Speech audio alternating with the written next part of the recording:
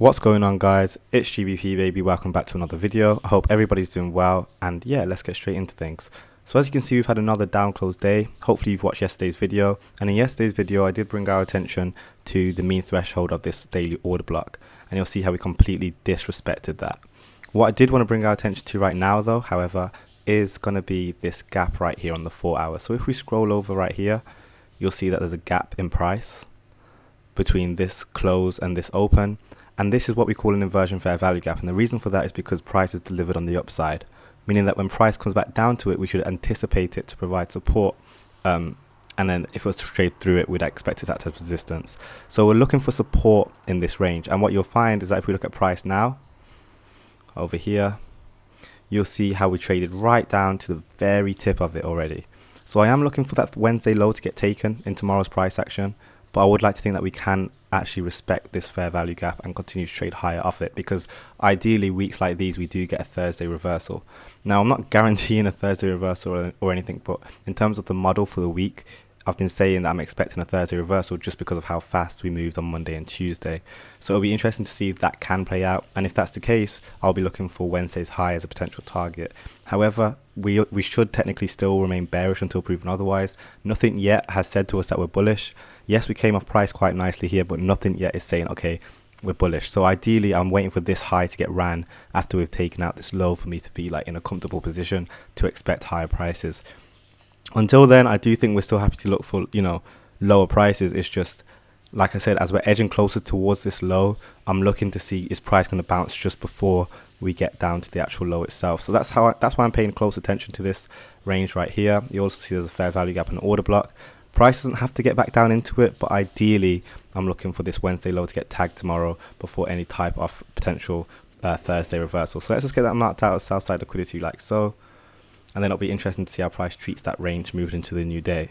Again, if we do find that price turns around here, then I'll be looking for longs on dollar with shorts on the pairs, expecting a run up towards that Wednesday high, and then it would be purge and revert kind of profile when we can then look for Tuesday and Monday's highs as well. So let me just quickly double check. I do believe we do have high impact news tomorrow.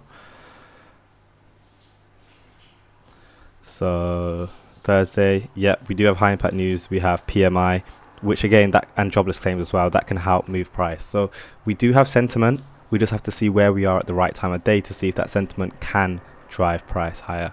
If not, obviously price will go lower, but like I said, that'll be a very weird kind of expansion for the week if we've made the high on Monday like that, and then even high on Sunday even, and then just traded lower right through to Friday. Like, that's a very rare week, so to speak, if that's how price wants to play out. But nonetheless, I'm looking for that Wednesday low to get tagged, and then I'd like to think that price can pull back on itself. So moving on to GBP USD, you'll see that we ran out the buy side liquidity as we spoke about yesterday. Again, very large day. Moving into tomorrow, we can see we traded up. Let me see where we've gone into.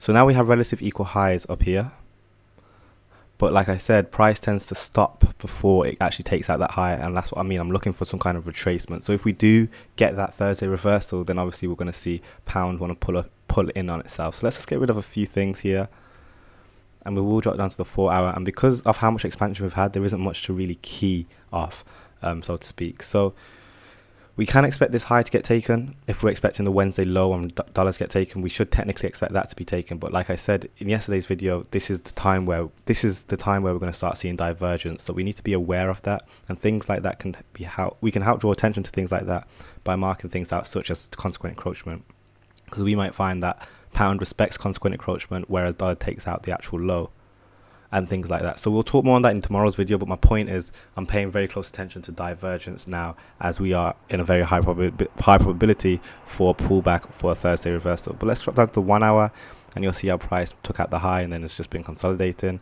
We do have a rejection block level just at that consequent encroachment level as well. So I'm happy for price to trade back up into there, but ideally I'd like to think that we can start to see some expansion to the downside, and we have high impact news on pound as well. But yeah, it's going to be very interesting to say the least. And then let's finish up on Euro USD. And you'll see Euro also reached our target. Let's take a closer look.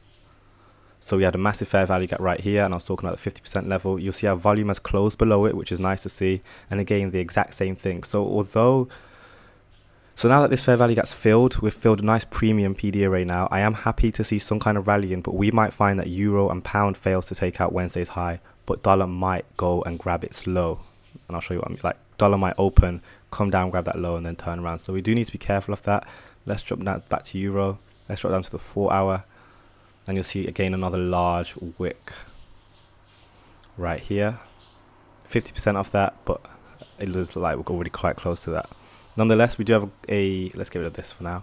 We do have a rejection block level, so I'm happy for price to trade up into that. And then I do want to bring our attention to the 50% level of this large wick as well. So again, tomorrow I'll be paying very close attention to these levels to see how we treat them, ideally respecting them, and that will set us up for potential shorting opportunities to start thinking about lower prices. But again, this is all assuming that dollar does want to, respect. Sorry, this is all assuming that dollar does want to respect this fair value gap, which I drew our attention to. If dollar drops below that fair value gap right here, this gap, if dollar drops below that, whole nother story, and we'll probably end up running into these lows on dollar, and then GBP will keep rallying. And ideally that doesn't happen, because like I said, that would be a very weird profile. So the reason why I'm confident or wanting to see this reversal is because that's how weeks play out. It's not as simple as creating a high on a Sunday and a low on a Friday. I don't think I've ever seen that happen before. So that's why I'm expecting or anticipating a Thursday reversal, because we moved fast on Monday into Tuesday and we've been moving one direction all week. It wouldn't surprise me if Thursday and Friday pulled back on itself. So that's my logic, that's my thinking. Again, we'll talk more on this tomorrow. Thank you so much for watching. Don't forget to drop a like, drop a comment, smash subscribe, join the mailing list. This has been a very short video, but hope you found it interesting. And yeah, I'll catch you guys in the next one. Peace.